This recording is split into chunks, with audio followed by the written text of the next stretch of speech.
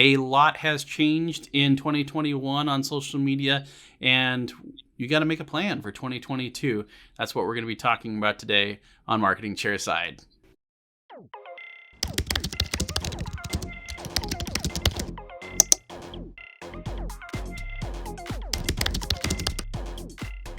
You are a dentist trying to stay on top of things in terms of your marketing, and that's good. And you need to stay focused on what you're good at doing, and that's dentistry. The marketing is our job and the job of your marketing company. But it's still good for you to stay up to date on what's new. And a lot has changed in 2021. Not a lot of different changes, I guess, but some significant ones.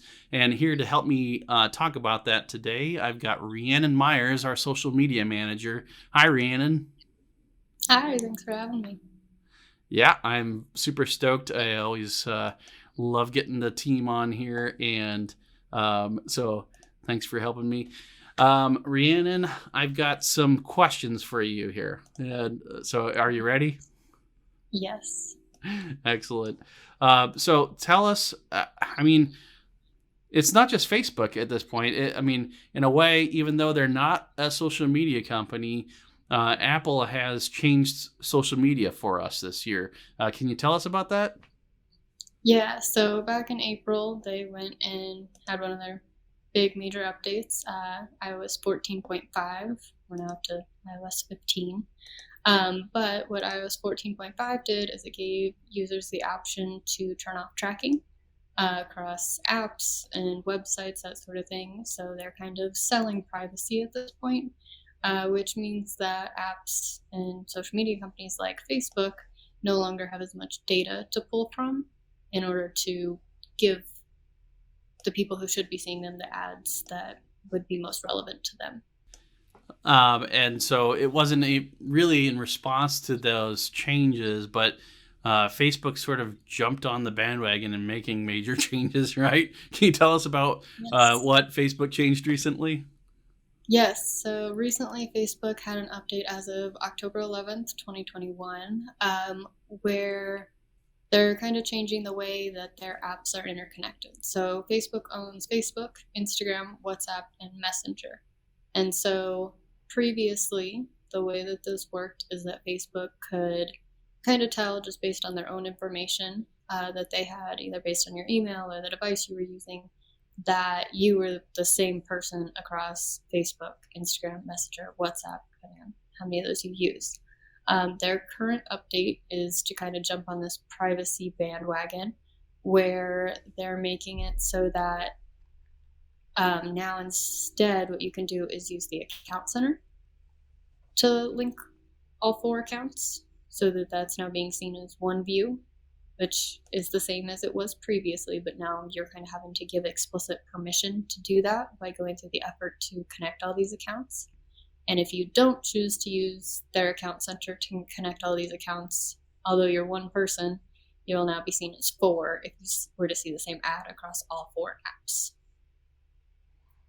And so our dentists that are watching this are probably like, that's very interesting. What do I do about it? And the honest truth is that you, the office manager, the dentist, you can't do anything about these things. You just have to, just know that this could have an impact on your metrics. Hopefully you are tracking things. But when these changes happen, your marketing company needs to be on top of it and be looking for what's changing. Because if you do see a decline, it could be because of this. But without having a consistent process to track data, you won't know. Rhiannon, what else is changing about Facebook? Is there something else we need to be aware of? Yeah, so in case you're living under a rock, Facebook has been in the news constantly for at least the past few weeks. They just recently changed their company name to Meta.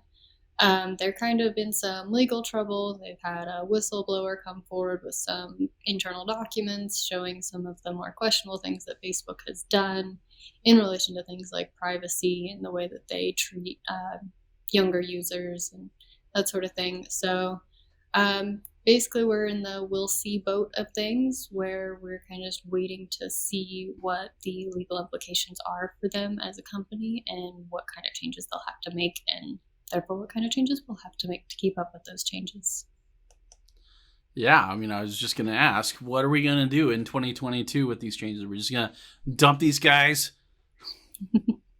So what we're going to do is we're going to continue to stay up to date on these changes and keep an eye on what Facebook is doing, what Apple's doing, and how we can stay ahead of things and what we can do to make your ads better so that you as a dentist are making it so that your ads are reaching the people who need to see them, so that your targeting is still working well, that your ad money is being spent to get your office in front of people who are likely to become a patient. Right. And then I guess just to bring this home and make it as practical as possible, what's the best social media tip you can give our viewers today for 2022? Yeah, best advice is always to get involved. People love to see your face. Personal posts perform really well, but that's because people enjoy a human connection. Social media is all about creating relationships, and that should be a personal thing where, as a dentist, your face is on your profile. Um, your team is showing up in your posts. They want to know who you are and who they're going to be working with so that they feel confident when they come to see you.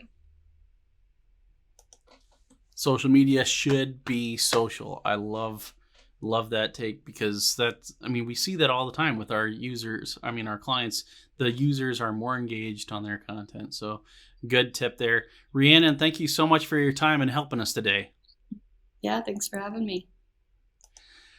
If you've got a question about social media or dental marketing in general, I'd love for you to post it in the comments down below. And don't miss another episode of Marketing Chairside. If you'll subscribe, those will get, fed right to your notifications, as long as privacy policies don't stop it. All right. Thanks so much for your time, guys. Talk to you later.